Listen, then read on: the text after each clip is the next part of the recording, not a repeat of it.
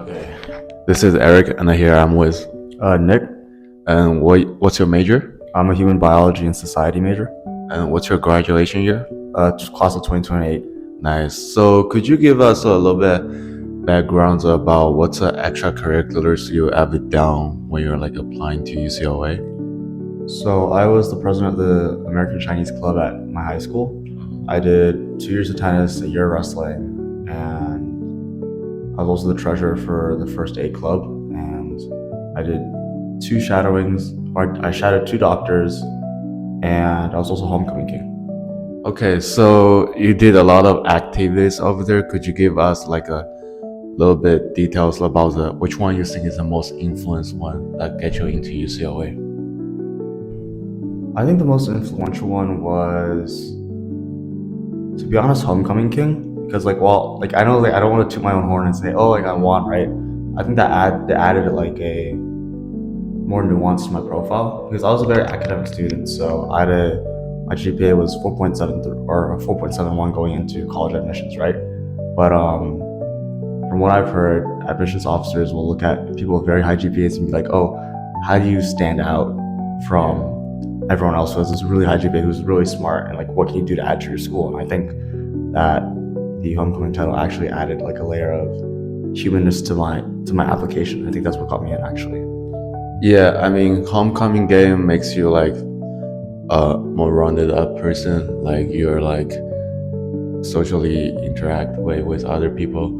So I think that's a really good one. And I never got that actually before. And also you said that you've been shadowing with 2 doctors. That's like a really low chance, I believe. How did you get the opportunities before? So one of the ones that I did was actually my own pediatrician, and she was happy to give it to me, or happy to offer me the opportunity, because she's like, well, most students try it, then they don't last a week. So if you want to try, you can try. So then I lasted 2 weeks, or she offered me 2 weeks, and I lasted the full 2 weeks. And then the other one was it's a family friend. So I asked him like, hey, could I just like come to your work, or like, can you like, just like tell me what you do throughout the day, and like I see what you actually do. And both experiences were great, because one was a pediatrician and one was a neurologist. So I got to see both sides, like academia and actually like clinical, like in the clinical setting. So you're on a premed like path right now? Or? Yeah, I am. So which one are you interested in the most? I think I'm more interested in clinicals, and like working in like a hospital and working with people instead of like doing research. Nice. So you said that you had a GPA of like 4.7. How was the ranking for that in your high school? I was top 10%. My high school didn't actually do high school rankings, so I wouldn't know. Okay, I see. So besides that, what about your GPA unweighted? So during applications, I had a 4.0, but at the very end, I had a 1B plus. I had a 3.98. Don't worry, I got the same problem, so it's fine. As long as you don't have like 2C, you'll be good. Yeah. That was the rule. So, and also you mentioned that you have a like wrestling program and also like the tennis team. Yeah. So, have you ever got any leadership inside of that? I was my tennis team's captain. You're the tennis captain, and you were doing the wrestling first or like the tennis first? I did tennis first, then a year wrestling, and then after tennis again. Okay, nice. So do you think the leadership is like also important while you're applying to college? I think so. I became tennis captain after applications that occurred, but I think that if you were to go pursue leadership positions in your sports teams beforehand, like before college applications, that would help a lot. Okay, thank you. So what else did you like mention, especially like when you're like doing the extracurriculars, like that there are like 20 activities you had to fill? I did as I mentioned before, I did the first aid club, and I also did the Chinese Student Association, because I was president for the Chinese Student Association, and I just talked mostly about how I increased membership, new like directives I was trying to have. I was working towards having a lion dance being held annually at our school, so that's what I was fundraising for.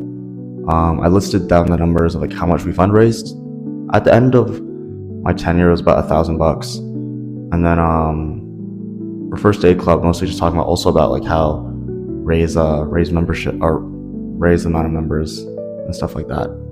So you have like 8 clubs you have to manage? No, just Two clubs, okay. So for those 2 clubs, how many time do you spend like every week over there?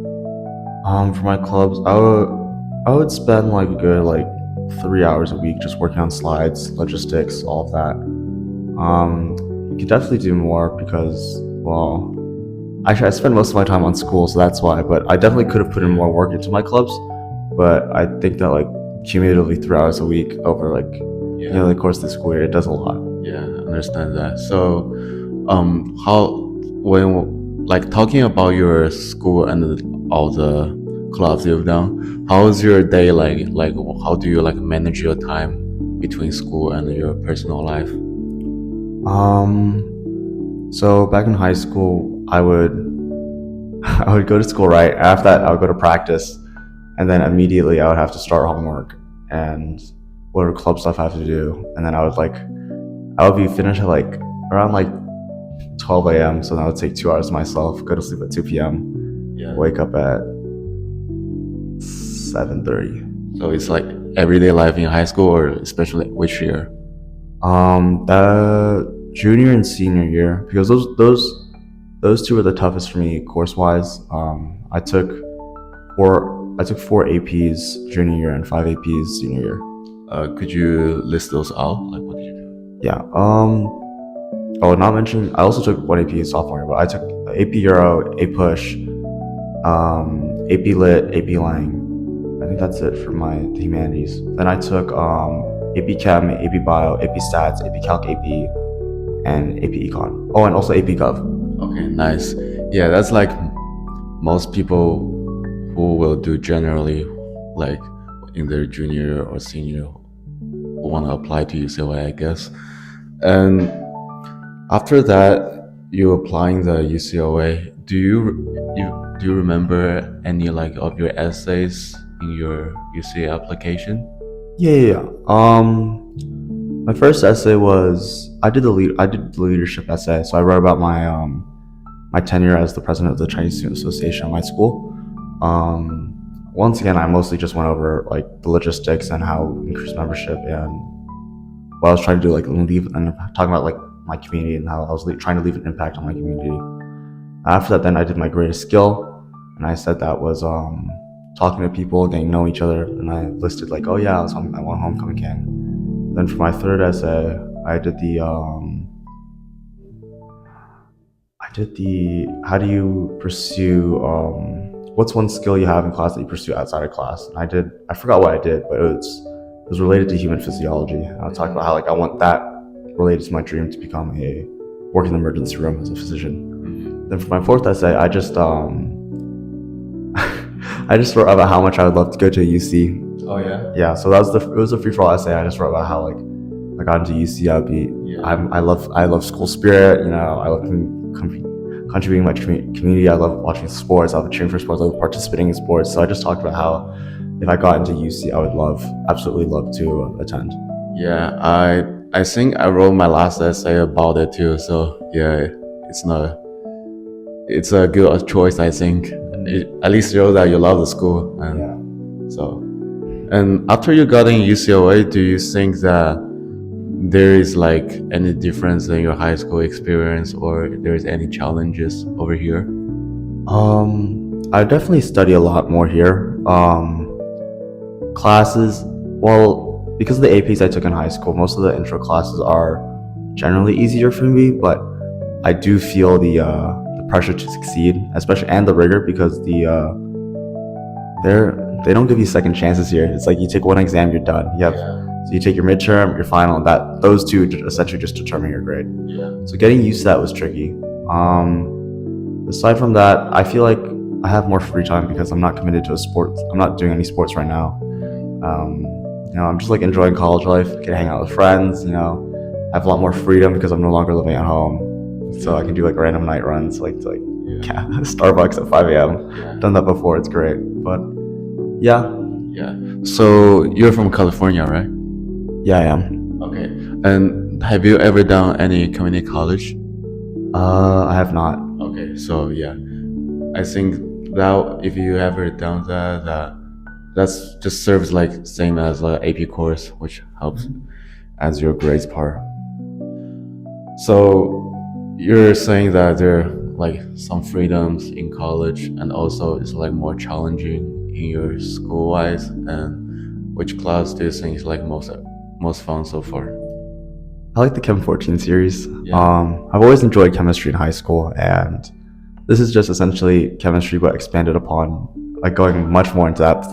Currently, I'm in Chem 14C, which is the intro to OChem. So that's been just fun so far. You know, applying what I've learned in my past classes and applying it to like a biological setting is very interesting to me. Yeah, thank you. I think the other person I interviewed also likes Chem 14. Yeah. So, over here, have you ever joined any clubs that make you feel like associated? Yeah, so I'm part of the ACA, which is the American Chinese Association here. And I'm also part of LACES, which is not a fundraising club. It's a community service club that serves the unhoused. So I really enjoy being part of both clubs. They're both very socially friendly clubs. Yeah, it's like joining clubs is just getting me a lot of people. I joined a lot of clubs initially actually, but I just cut down to the two that I like the best. Yeah, that's what I do at the beginning too. So, and also, if you can go back to the beginning of your UC application, what would you change for you think will make you better at the UC application or any other application? I don't know actually because, well, I did pretty well. I mean, I got in here, right? So I don't know if there's much I would change, but I think the one thing that if I could return to the very beginning, so freshman year, is that I wish that I took more harder classes. I took 10 APs. I took like 4 or 5 honors classes, but I do wish that I took some community college classes, because those give you credit when you come into the UC system, unlike AP credits, which are not as like applicable. But overall, I think that maintaining a high GPA and having a few good extracurriculars that you can write your essays about are the most important part of the application. Okay, thank you. And also, at the end, can you give some advice to people who want to apply to UCLA or any other college students? What can they do to make them better? I would say lock in on your studies.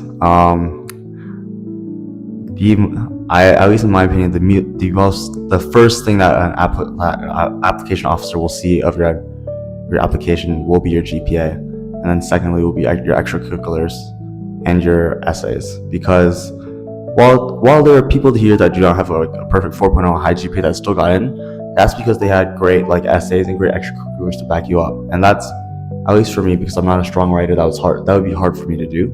So I would say that maintaining a high GPA is your best bet. Yeah. Thank you. Let's just